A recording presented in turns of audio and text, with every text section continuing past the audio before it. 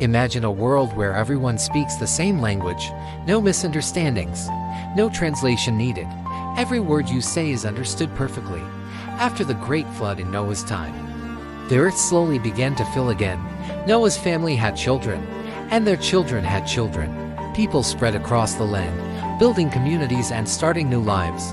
At that time, the whole world had one language and one way of speaking. As people traveled east, they found a wide, open plain in a region called Shinar. It was flat, fertile, and perfect for building a city.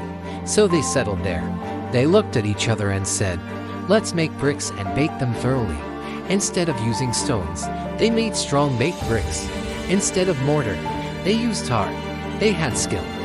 They had unity. They had ambition. And then they made a bold decision. They said, "Come, let us build ourselves a city, and a tower that reaches to the heavens. Let us make a name for ourselves, so we will not be scattered over the face of the whole earth." At first, it might not sound so wrong. They wanted security. They wanted recognition. They wanted to stay together. But hidden inside their plan was something deeper: pride. They were not building for God. They were building for themselves. They wanted to reach the heavens, not to worship God, but to elevate themselves. And that changed everything. The tower began to rise, brick by brick, layer by layer. It grew taller and taller, visible for miles. The city expanded around it. People were united, motivated, and focused on one goal. From a human perspective, it was impressive. But the Bible tells us something important. The Lord came down to see the city and the tower the people were building.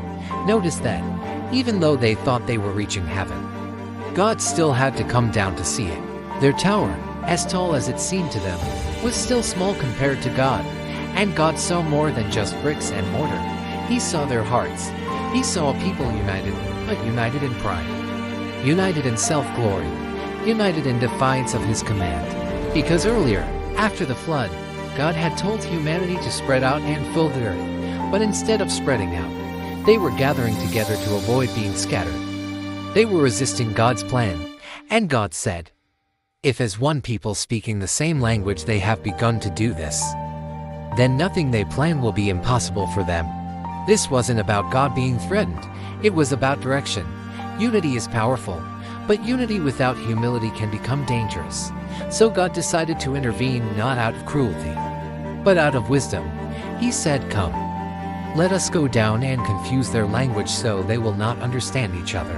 And suddenly, everything changed. One worker shouted instructions, but his partner heard strange, unfamiliar sounds. Friends looked at each other in confusion. Conversations broke down. Plans collapsed. The unity that once fueled their pride was shattered.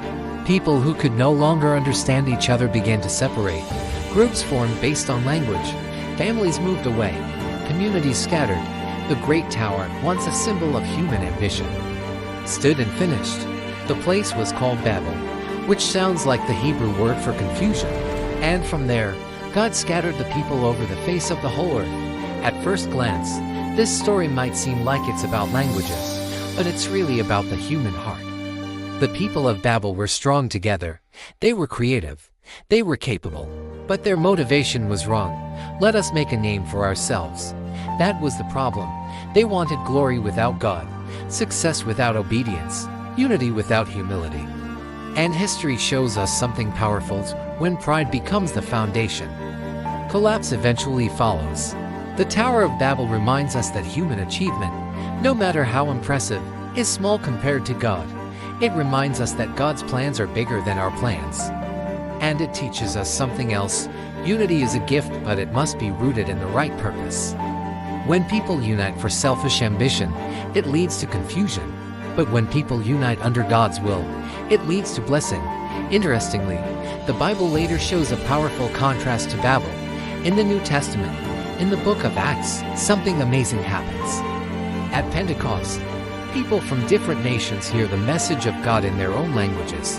At Babel, language divided people because of pride. At Pentecost, language brought people together because of God's Spirit. God was not trying to destroy humanity at Babel. He was guiding them back to His greater purpose.